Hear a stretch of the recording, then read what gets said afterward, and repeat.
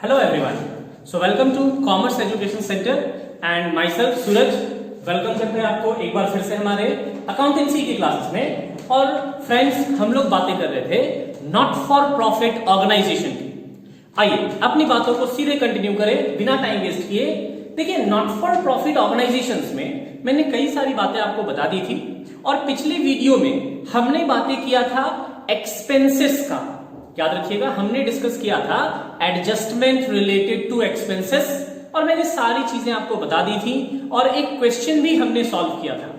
अपने अगले क्लास की ओर बढ़े, आज हम लोग एक नए टॉपिक की बात करेंगे। ये फिर से एक ऐसा टर्म जिसका यूज अक्सर नॉट फॉर प्रॉफिट ऑर्गेनाइजेशन में होगा और इस टर्म का नाम है कंज्यूमेबल्स। तो आइए फटाफट ध्यान से देखते हैं हम लोग। देखिए, हम लोग बातें करने वाले हैं कंज्यूमेबल्स। सबसे पहली बात कि जब भी कभी हम लोग कंज्यूमेबल वर्ड सुने तो हमारे मन में इसका क्या मीनिंग आना चाहिए। देखिए, अगर आप गौर करो, अगर मैं इस कंज्यूमेबल, अगर इस वर्ड को मैं ब्रेक कर दूं तो आप देख रहे हो यहां पर दो वर्ड्स हैं, एक है कंज्यूम और दूसरा है एबल। दोनों मिलाकर ये बन गया कंज्यूमेबल। इसका मतलब ये हुआ कि consumable, these are those commodities. याद रखिएगा, कमोडिटीज। कंज्यूमेबल क्या है? ये वो कमोडिटीज है, आप गुड्स भी बोल सकते हैं, ये वैसी चीजें हैं, है ना। Consumables are those commodities which are purchased, जो खरीदा गया है। आप परचेस की जगह अक्वायर्ड भी बोल सकते हैं, जिसे हमने पाया है। So what are consumables? Consumables are those commodities या गुड्स बोलिए विच आर परचेस्ड या एक्वायर्ड बोलिए फॉर यूज या कंजम्पशन। ये देखिए, ये मोस्ट इंपॉर्टेंट वर्ड यहां यूज किया मैंने और एकदम सिंपल मीनिंग लगाया। कोई टेक्निकल किताबी मीनिंग मैंने नहीं लिखा है, मैंने एकदम सिंपल वर्ड्स में लिखा है कि कंज्यूमेबल उन चीजों को कहते हैं जो खरीदा ही गया है, क्या करने के लिए?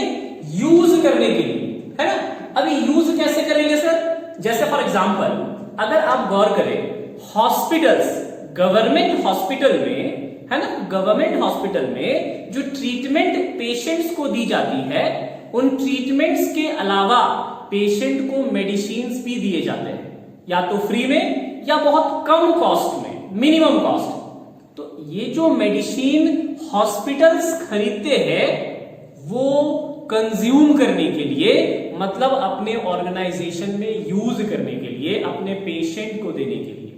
एक और एग्जांपल लेते हैं, कई सारे एग्जांपल ले सकते हैं, है ना।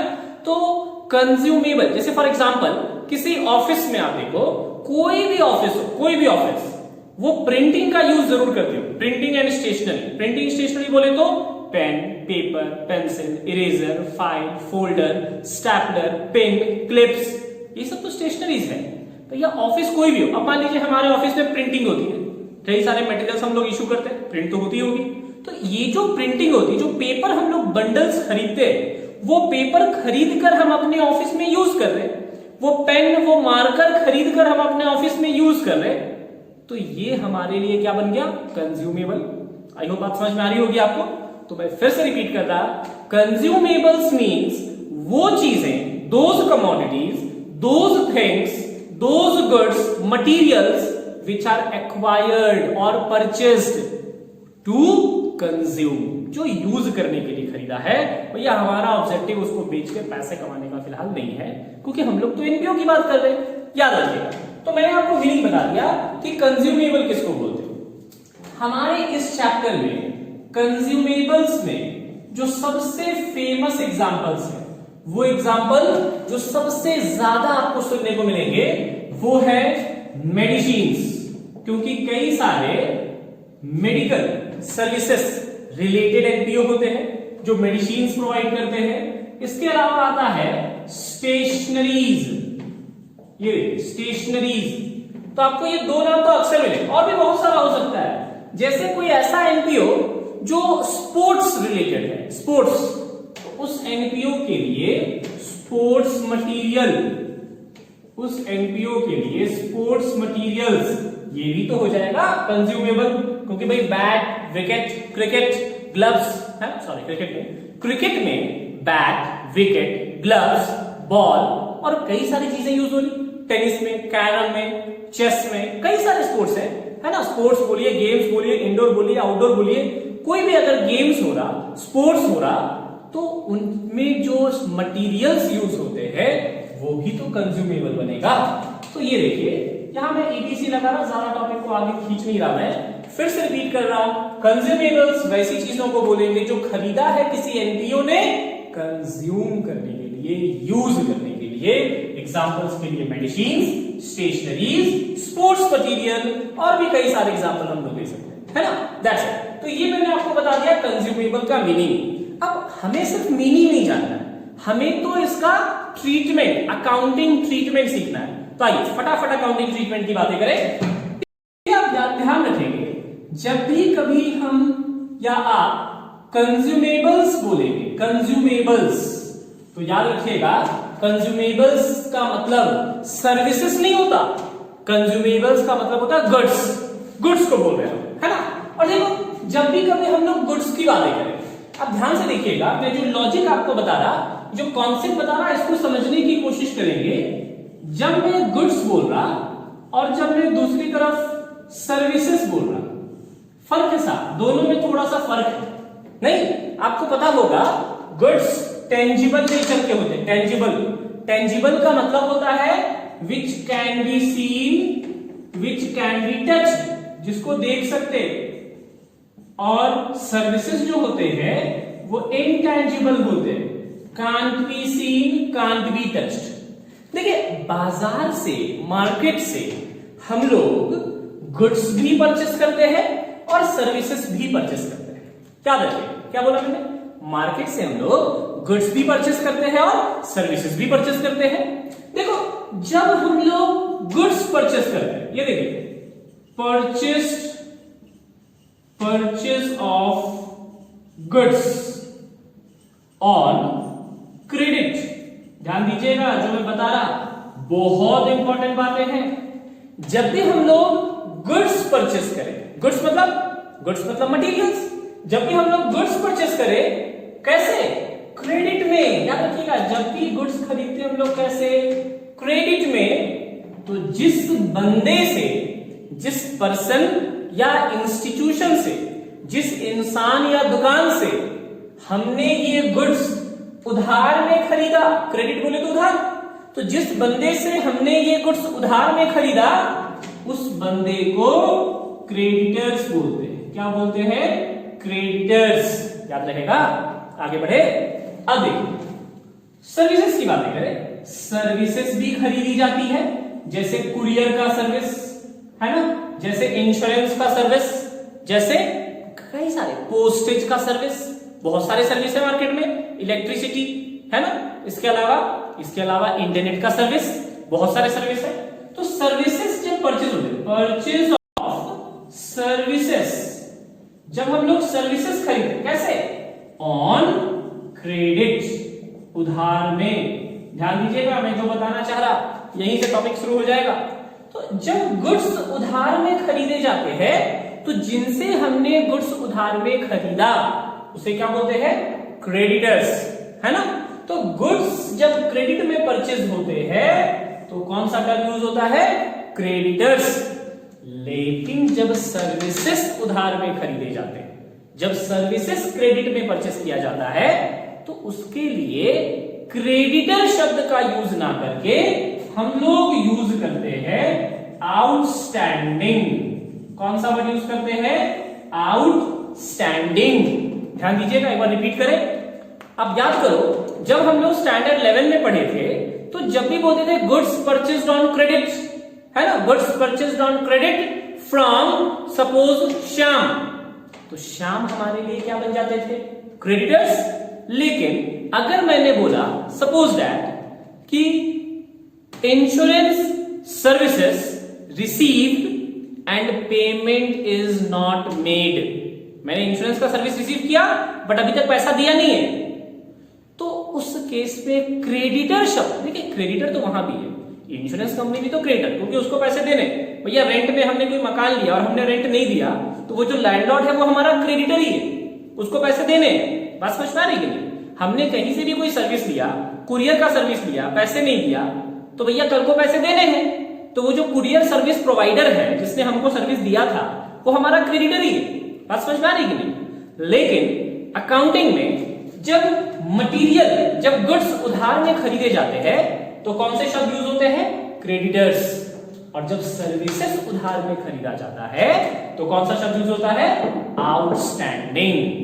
मतलब दोनों का सेम ही है, क्रेडिटर भी करंट लायबिलिटी, आउटस्टैंडिंग भी करंट लायबिलिटी, बात समझ में आ रही। यहां भी पैसे देने बाकी है, यहां भी पैसे देने बाकी है, तो अगर क्रेडिटर या आउटस्टैंडिंग को रिप्लेस, इंटरचेंज किया जाए तो मीनिंग में ज्यादा चेंजेस नहीं है, चेंज सिर्फ इतना है कि क्रेडिटर गुड्स के लिए और आउटस्टैंडिंग सर्विसेज के लिए। और आप याद करो पिछले वीडियो में जो एक्सपेंसेस की मैं बात कर रहा था वहां मैंने सैलरी, रेंट, है ना, ये सारे एक्सपेंसेस की बातें करी और ये सब एक तरह के सर्विस है, इसलिए वहां पर जब ड्यू होता था, पैसे बाकी होने की बात होती थी तो हम लोग कौन सा वर्ड यूज करते थे, आउटस्टैंडिंग, बोले थे ना, opening outstanding minus closing outstanding plus, ये तो बताया था ना मैंने आपको एक्सपेंसेस में पिछले वीडियो में। बिल्कुल उसी तरह से ध्यान दीजिएगा कैसे मैं रिलेट कर रहा चीजों को, बिल्कुल उसी तरह से यहां पर भी क्रेडिट यानी ड्यू ट्रांजैक्शंस का जिक्र होने वाला है, लेकिन जब कंज्यूमेबल में ड्यू ट्रांजैक्शन का जिक्र होगा, यानी हमने कोई मटेरियल खरीद लिया, मेडिसिन खरीदा एनपीओ ने लेकिन अभी पैसे दिए नहीं, मटेरियल खरीदा, स्पोर्ट्स मटेरियल खरीदा लेकिन अभी पैसे दिए नहीं, स्टेशनरी खरीदा लेकिन अभी पैसे देने बाकी है, तो ऐसे केस में यहां भी ड्यू होगा लेकिन ऐसे केस में आउटस्टैंडिंग नहीं। ऐसे केस में जब कुछ बाकी होगा, ड्यू होगा, तो हम लोग बोलेंगे क्रेडिटर्स, बात वही है, आउटस्टैंडिंग ही है लेकिन बोलेंगे क्रेडिटर्स। और क्यों बोलेंगे मैंने बता दिया आपको, आई होप बात समझ में आ गई होगी, दैट्स इट, ये लॉजिक मुझे आपको बताना था।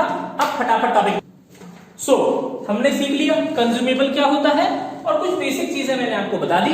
अब फटाफट देखिएगा ध्यान से, कंज्यूमेबल की बात कर रहे, क्वेश्चंस की बात कर रहे। देखिए एनपीओ भी कई सारे मटेरियल्स खरीदता है, जैसे डोनेशन देने के लिए, मान लीजिए हमने कहीं खाना खिलाना है ना, कि भाई किसी पर्टिकुलर एरिया में पुअर पीपल को फूड डोनेट करने हैं, तो वो फूड खरीदना पड़ेगा ना और वो डोनेट करना पड़ेगा। डोनेट करना मतलब कंज्यूम करना, बोलो सर कंज्यूम करना मतलब खुद खाना, ना भैया एनपीओ खुद थोड़ी खाएगा, वो तो समाज सेवा कर रहा। एनपीओ के लिए कंज्यूम करने का मतलब यूज करना, चाहे वो किसी को दान दे दे, चाहे वो अपने ऑफिस में यूज कर ले, वो अपने ऑब्जेक्टिव के लिए अगर कुछ यूज कर रहा मटीरियल तो उसे हम लोग क्या बोलते हैं, कंज्यूमेबल्स। तो ध्यान दीजिएगा कंज्यूमेबल्स एनपीओ के लिए है, एनपीओ के पॉइंट ऑफ व्यू से कंज्यूमेबल्स हमारे लिए मटीरियल्स है। और आपको याद होगा जब भी हम लोग मटीरियल्स की बातें करते हैं तो देखो ना, एक ऐसे आप समझो, मैं आपको सिंपली समझा इस तरह से समझो कि मान लीजिए हमारे पास 3 पर्टिकुलर ईयर्स है, वही वाला logic, current year, previous year, next year, और आप देख रहे होंगे चीजें तो रिपीट हो रही है बार बार, है ना। तो current year, previous year, next year, आगे की बात करें। देखिए मान लीजिए कि करंट ईयर में सपोज दैट हमने मेडिसिन्स परचेज किया, परचेजेज, हमने करंट ईयर में मेडिसिन परचेज किया, कितने का, 1000, ये एग्जांपल है, मेडिसिन इज अ कंज्यूमेबल। हमने मान लीजिए करंट ईयर में मेडिसिन खरीदा 1000 रुपए का, बात समझ में आ रही। तो कंज्यूमेबल आप गौर करो, सबसे पहले परचेजेस आता है, purchases during the year, purchases during year, during the year का मतलब करंट ईयर, बात समझ में आ रही है, पूरा लिख दूं, परचेजेस ड्यूरिंग करंट ईयर। तो सबसे पहले जिक्र होगा कि हमने करंट ईयर में कितने का कंज्यूमेबल खरीदा। बात समझ में आ रही? अच्छा एक बात बताओ कि हमने इस साल करंट ईयर में 1000 के कंज्यूमेबल खरीदे। हो सकता है ना कि पिछले साल भी हमने ऑब्वियसली खरीदा होगा, एनपीओ पुराना है तो खरीदा होगा, पिछले साल भी कुछ खरीदा होगा। हमने क्या करा, हमने पिछले साल खरीदा था 2000 का, जिसमें से 1500 रुपए का हमने कंज्यूम कर लिया। ध्यान से समझिएगा, हमने पिछले साल कितने का परचेज किया था, 2000 का, जिसमें से हम कंज्यूम का मतलब यूज कर लेना, हमने कितना कंज्यूम कर लिया, 1500 रुपए, 1500। We have purchased consumables for 2000 and consumed 1500। कितने का बच गया, 500 का बच गया ना, कि भैया 2000 का मेडिसिन लाए थे, 1500 का हमने दे दिया, 500 के मेडिसिन पड़े हुए। क्या जो पिछला वाला मेडिसिन बचा हुआ है, ये जो बचा हुआ, आपको पता होगा अकाउंटिंग में इसको क्लोजिंग स्टॉक बोलते हैं। क्या बोलते हैं इसको, क्लोजिंग स्टॉक। क्या फेंक दे इसको, भैया पिछले साल का कुछ बच गया तो क्या फेंक दे, ना ना ना, फेंकना नहीं। अगर पिछले साल कुछ बच गया तो उसका यूज कब करें, अगले साल। अगले साल बोले तो कौन सा ईयर, करंट ईयर। इसका मतलब ये हुआ कि जो हमने खरीदा वो तो है ही, जो हमने खरीदा वो तो इस साल यूज करेंगे ही, साथ में पिछले साल का जो क्लोजिंग स्टॉक है वो इस साल का कौन सा स्टॉक बन जाएगा, ओपनिंग स्टॉक। कौन सा स्टॉक बन जाएगा, ओपनिंग स्टॉक। ये भी तो यूज करेंगे 500 के। बात समझ में आ रही कि नहीं? अब बताओ, अब हमारे पास टोटल कंज्यूमेबल कितने का हो गया, 1500 का हो गया। 1000 का था, सॉरी 1000 का खरीदा और 500 का पहले पीछे वाला साल का ट्रांसफर हो गया, पिछले साल का। तो अब हमारे पास टोटल कितने हो गए, 1500 के। तो 1500 का कंज्यूमेबल, कहने का मतलब ऐड करना है साहब, किसको, ओपनिंग स्टॉक। परचेजेस में ओपनिंग स्टॉक क्या करना है आपको, ऐड, क्योंकि पिछला साल वाला भी तो इस साल यूज होगा। अब फिर से मैं बोल रहा कि इस साल हमने कितना कंज्यूम किया। कंज्यूम का मतलब होता है इस साल कितना यूज कर पाए। इस साल कितना यूज कर पाए, 1200 का, 1200। 1500 के थे, 1200 का यूज किया, कितना बच गया, 300। फिर ये 300 क्या बनेगा, क्लोजिंग स्टॉक। अच्छा बताओ, ये जो 300 का कंज्यूमेबल बच गया, क्या वो इस साल यूज होगा, नहीं, इस साल कैसे यूज होगा, ये तो बच गया ना। तो ये कब यूज होगा, ये यूज होगा कब, नेक्स्ट ईयर। इसका मतलब ये 300 का कंज्यूमेबल नेक्स्ट ईयर यूज होने वाला है। क्योंकि ये 300 का कंज्यूमेबल नेक्स्ट ईयर यूज होगा, तो भैया जब मजा अगले साल आएगा तो सजा भी तो अगले साल मिलना चाहिए। कहने का मतलब जब ये अगले साल यूज होगा तो इस खर्चे को इस साल दिखाने की कोई जरूरत नहीं है।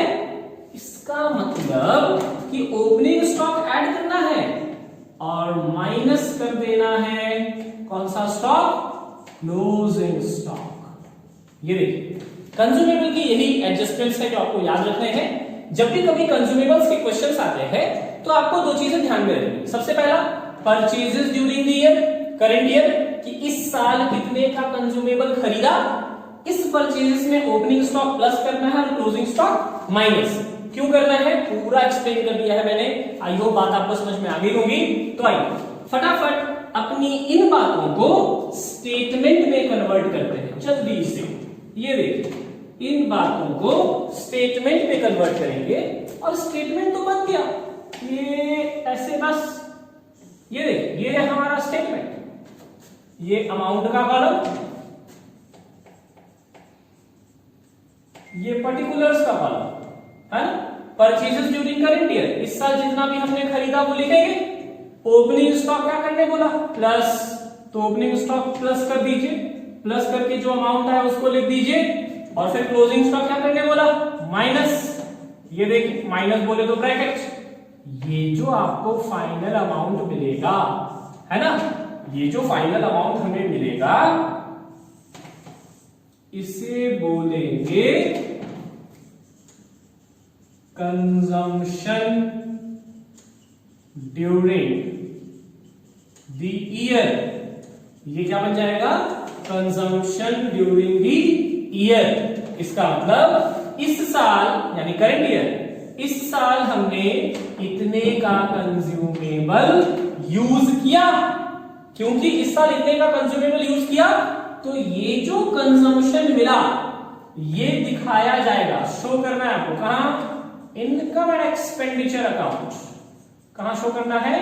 Income and expenditure account. कौन सा साइड? Debit side. याद रखिएगा कौन सा side? Debit side. Sir debit side क्यों?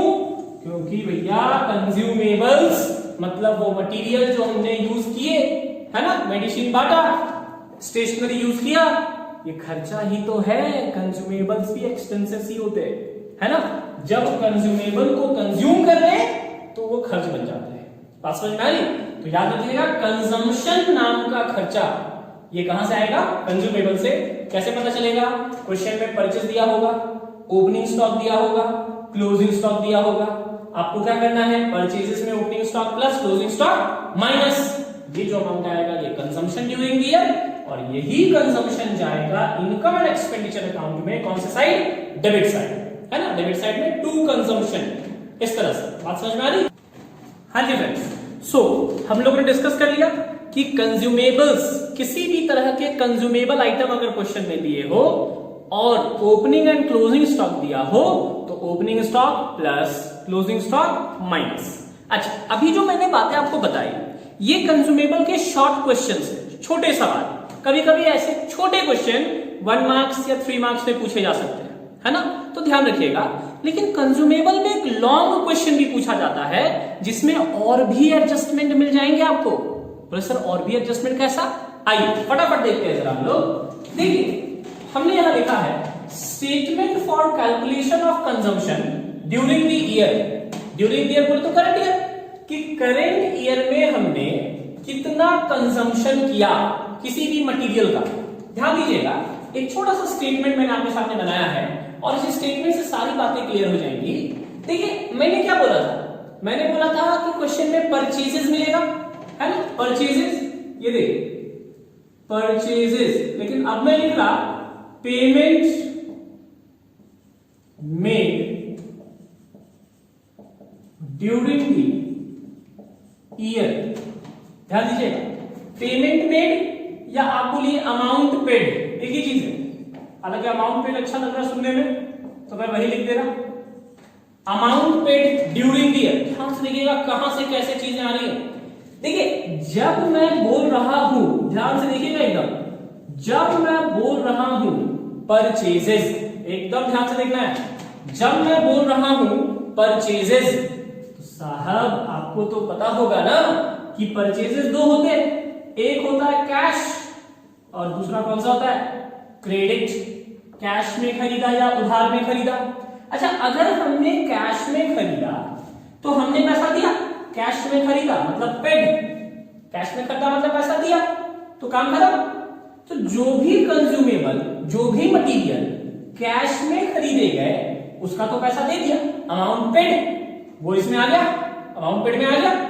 अच्छा, जो भी मटेरियल हमने उधार में खरीदा, क्रेडिट में खरीदा, उसका पैसा नहीं दिया है अभी, क्योंकि हमने क्रेडिट में खरीदा मतलब अभी तक हमने पैसे नहीं दिए, और क्योंकि पैसे नहीं दिए मतलब पैसे देने अभी बाकी है, और इसी को बोलते हैं अमाउंट ड्यू। और बोला था ना मटेरियल्स के अमाउंट जब ड्यू होते हैं तो आउटस्टैंडिंग ना बोलकर क्रेडिटर बोलते हैं। क्या बोलते हैं? क्रेडिटर। यही तो स्टार्टिंग में बता रहा था मैं आपको। ये देखिए, तो याद रखिएगा अगर क्वेश्चन में परचेजेस ड्यूरिंग द ईयर दिया, क्या दिया है? परचेजेस, तो इसका मतलब क्वेश्चन आपको साफ क्लियर कर दिया कि उसने परचेज ही बता दिया, मतलब उसमें कैश क्रेडिट सब मिला हुआ है, तो भैया अलग से इसका कोई ट्रीटमेंट का जरूरत नहीं है। लेकिन कभी कभी क्वेश्चन परचेजेस ना देकर लिखेगा अमाउंट पेड, लिखेगा पेमेंट मेड, लिखेगा कैश पेड। क्या क्या लिखेगा? अमाउंट पेड, पेमेंट मेड, ये क्या लिखेगा? Cash paid. अगर अमाउंट पेड, पेमेंट मेड या कैश पेड ऐसा कुछ बोलना चाह रहा है मतलब उसका इशारा कैश की ओर, सिर्फ और सिर्फ कैश की ओर, मतलब उसने किसको छोड़ दिया? क्रेडिट वाले को छोड़ दिया। लेकिन साहब जो कैश में खरीदा उसको भी यूज करेंगे, जो उधार में खरीदा उसको भी तो यूज करेंगे, इसलिए अगर क्वेश्चन में अमाउंट पेड या कैश पेड लिखा है तो आपको इसमें ऐड करना है। क्या ऐड करना है? सबसे पहले हम लोग इसमें ऐड करेंगे क्लोजिंग क्रेडिटर्स। किसको ऐड करेंगे? Closing creditors. क्लोजिंग क्रेडिटर्स का मतलब होता है creditors at the end of the year. Creditors at the end of the year. इसका मतलब ये हुआ कि हमने कितने पैसे दिए इस साल और इस साल कितना देना अभी बाकी है। भैया जो दे दिया वो भी इस साल यूज करेंगे और जो देना बाकी है वो भी तो इसी साल यूज करेंगे। बात समझ में आ रही है? तो क्लोजिंग क्रेडिटर का मतलब इस साल जो उधार में खरीदा था, है ना, भले ही उसका पैसा दिया नहीं लेकिन अगले साल देंगे, बट यूज तो इसी साल कर रहे हैं, इसलिए इसको यहां ऐड किया जा रहा है। और क्या? अच्छा, जिस तरह हमने इसको ऐड किया, अगर आप ध्यान से देखें तो यहां कुछ लेस भी होना चाहिए। बोलो सर क्या लेस होना चाहिए? यहां लेस होना चाहिए ओपनिंग क्रेडिटर्स। बोले सर ओपनिंग क्रेडिटर्स? हाँ भाई, ओपनिंग क्रेडिटर्स का मतलब होता है creditors at the creditors in the beginning. Creditors in the beginning of the year. साल के शुरुआत में अगर कोई क्रेडिटर है। अच्छा, creditor at the beginning of the year का मतलब creditor at the beginning of the year, opening creditors. इसका मतलब वो क्रेडिटर जो इस साल का नहीं है, वो क्रेडिटर जो पिछले साल प्रीवियस ईयर का है। प्रीवियस ईयर मतलब खरीदा था पिछले साल। तो भैया जब पिछले साल खरीदा था तो जरूर यूज भी कब किया होगा? पिछले साल ही किया होगा। बात समझ में आ रही कि नहीं? बोला सर अगर पिछले साल उधार में खरीद के यूज नहीं किए तो भैया नहीं, अगर यूज किए तो क्लोजिंग स्टॉक में आ गया होगा और क्लोजिंग स्टॉक में आया होगा तो खुद क्या हो जाएगा? माइनस। तो आपको टेंशन लेने वाली बात ही नहीं है। आपको सिर्फ इतना याद रखना है कि अगर क्लोजिंग क्रेडिटर है तो प्लस होगा, क्योंकि इस साल खरीदा है ये मानते हुए कि इसी साल यूज करेंगे। पिछले साल का जो क्रेडिटर है ओपनिंग क्रेडिटर, क्योंकि पिछले साल खरीदा था तो जरूर पिछले साल यूज किया होगा, तो पिछले साल यूज किया तो क्या करेंगे? माइनस। बोले सर यहां क्यों माइनस करें? क्योंकि साहब पिछले साल का जो क्रेडिटर था जरूर उसका पेमेंट कब हुआ होगा? करेंट ईयर में। और यहां क्या दिया हुआ है? Amount paid. इसका मतलब जो टोटल पैसा हमने दिया है, हो सकता है ना उसमें इसका भी पैसा हो, तो इसका पैसा दिया इस साल बट वो इस साल का नहीं, इसलिए इसको क्या करना है? माइनस। बात समझ में आ रही? एक और बात, ये जो क्लोजिंग क्रेडिटर प्लस और ओपनिंग क्रेडिटर माइनस होगा, ये बिल्कुल आउटस्टैंडिंग की तरह है। सब्सक्रिप्शन में याद करिए मैंने बोला था closing outstanding plus opening outstanding minus. Expenses जब पिछले वीडियो में मैंने बताया था आपको, उसमें भी मैंने वही चीज रिपीट किया था, closing outstanding plus opening outstanding minus. साहब यहां भी तो वही है, फर्क सिर्फ इतना है कि आउटस्टैंडिंग की जगह क्रेडिटर्स का यूज हो रहा, क्योंकि ये सर्विसेज नहीं, ये मटेरियल है, मटेरियल। बात समझ में आ रही? आगे बढ़ते। जिस तरह हमने बातें किया था कि आउटस्टैंडिंग बोले तो क्रेडिटर के अलावा एडवांस भी होते हैं। कैसे एडवांस? ये देखिए दो तरह का एडवांस, एक होता है ओपनिंग एडवांस, एक होता है ओपनिंग एडवांस और एक हमें मिलेगा क्लोजिंग एडवांस। एकदम सब्सक्रिप्शन और एक्सपेंसेस की तरह। ओपनिंग एडवांस बोले तो advance at the beginning of the year, साल की शुरुआत में, और closing advance at the end of the year, बोले तो साल के अंत में। इसका मतलब ये हुआ कि अगर पिछले साल हमने कुछ एडवांस दिया था, पिछले साल हमने कुछ एडवांस दिया था, तो दिया था पिछले साल, बट वो होगा इस साल के लिए। क्योंकि पिछली बार जो एडवांस दिया था उसका मजा तो अभी ना मिलेगा भाई, एडवांस तो हमेशा फ्यूचर डेट के लिए होता है ना। तो पिछले साल जो एडवांस दिया था उसका बेनिफिट कब मिलेगा, करंट ईयर में, इसीलिए पिछले साल वाला एडवांस करंट ईयर से रिलेटेड है, इसलिए यहां पर क्या किया जा रहा है, ऐड। तो ओपनिंग एडवांस इसलिए ऐड कर रहे क्योंकि पिछले साल जो एडवांस दिया था उसका मटेरियल हमें इस साल रिसीव होगा। क्लोजिंग एडवांस क्यों माइनस कर रहे हैं, क्योंकि अमाउंट पेड का मतलब इस साल कितना पैसा दिया, और अगर इस साल हमने कुछ एडवांस भी दिया है तो जरूर ये एडवांस का बेनिफिट अगले साल मिलेगा। तो दिया इस साल, क्लोजिंग एडवांस इस अमाउंट पेड में मिला हुआ है, दिया इस साल बट उसका यूज तो अगले साल होगा, तो इसीलिए उसको हमने क्या कर दिया, माइनस। क्योंकि हमें तो सिर्फ ये पता लगाना है फाइनली कि करंट ईयर में कितना टोटल हमने कंज्यूम किया, ना प्रीवियस ईयर का कुछ होना चाहिए ना अगले का, नेक्स्ट ईयर का, इसलिए मैं सिर्फ करंट ईयर की बात कर रहा हूं, बहु सब्सक्रिप्शन और एक्सपेंसेस की तरह। आगे बढ़ते ना, एक और देखिए, दो हो गए, याद करिए, बिल्कुल आपको सुना सुनाया लग रहा होगा, सब याद हो चुका होगा, बार बार रिपीट कर रहे हैं, अब तो बोर हो जाएंगे आप, इतना रिपीट कर चुके, आखिरी बार रिपीट हो रहा, कहानी खत्म है, लास्ट टॉप लिखिए।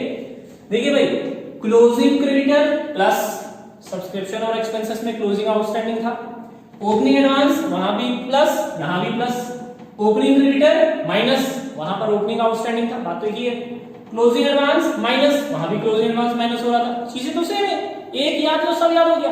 और अभी अभी मैंने आपको बताया आज कि अगर क्वेश्चन में ओपनिंग स्टॉक दिया है, क्या दिया है, ओपनिंग स्टॉक, तो आपको ओपनिंग स्टॉक भी क्या कर देना है, प्लस, ये तो बता ही दिया ना, क्योंकि पिछले साल का जो मटेरियल बचा उसका यूज इस साल होगा। सिमिलरली अगर क्वेश्चन में क्लोजिंग स्टॉक है, कौन सा स्टॉक, क्लोजिंग स्टॉक, तो उसे क्या कर देना है, माइनस, क्योंकि जो स्टॉक इस साल बच गया उसका यूज तो अगले साल होगा, मतलब इस साल कंज्यूम नहीं किया। तो फाइनली आप देख सकते हैं 1 2 3 4 5 6 टोटल 6 एडजस्टमेंट्स है, 6। जो भी चीज, ये देखिए, जितना भी हमने जो भी करंट ईयर में अमाउंट पेड है उसे इधर लिख देंगे हम लोग, और जो भी एडजस्टमेंट्स प्लस होने वाले हैं वो सब यूं लिख दिया जाएगा। ये देखिए, 3 हमारे पास है, 1 2 3, तीनों को प्लस करेंगे और जो टोटल अमाउंट आएगा उसको यहां लिख देंगे, इस तीनों को ऐड करके यहां लिखेंगे, इसमें इसको ऐड करेंगे तो यहां हमें रिवाइज अमाउंट मिल जाएगा। और अब ये माइनस वाला, ये देखिए, माइनस वाले आइटम्स ब्रैकेट में, माइनस वाले जितने भी आइटम है सब ब्रैकेट में लिखने के बाद माइनस माइनस प्लस, तीनों को ऐड करेंगे, इधर लिखेंगे, और साइन माइनस का, ये प्लस ये माइनस, अल्टीमेटली क्या हो जाएगा, माइनस। ये जो फाइनल अमाउंट आपको मिलेगा यही कहलाएगा कंजम्पशन ड्यूरिंग द ईयर, यही हमारा आंसर है, consumption during the year. Once again, ये जो कंजम्पशन ड्यूरिंग द ईयर है ये कहां प्रेजेंट किया जाएगा, ये जो कंजम्पशन ड्यूरिंग द ईयर आ रहा ये प्रेजेंट किया जाएगा इनकम एंड एक्सपेंडिचर अकाउंट, कौन से साइड, डेबिट साइड। ये याद रखिए, इनकम एंड एक्सपेंडिचर अकाउंट कौन से साइड, डेबिट साइड। तो आप देख सकते हैं कि कंज्यूमेबल्स से रिलेटेड मैंने आपको 2 छोटे छोटे स्टेटमेंट बताए, एक मैंने शॉर्ट क्वेश्चंस के लिए बताया, मतलब 1 या 3 नंबर के सवाल के लिए, जिसमें आपको सिर्फ ओपनिंग और क्लोजिंग स्टॉक मिलता है ना।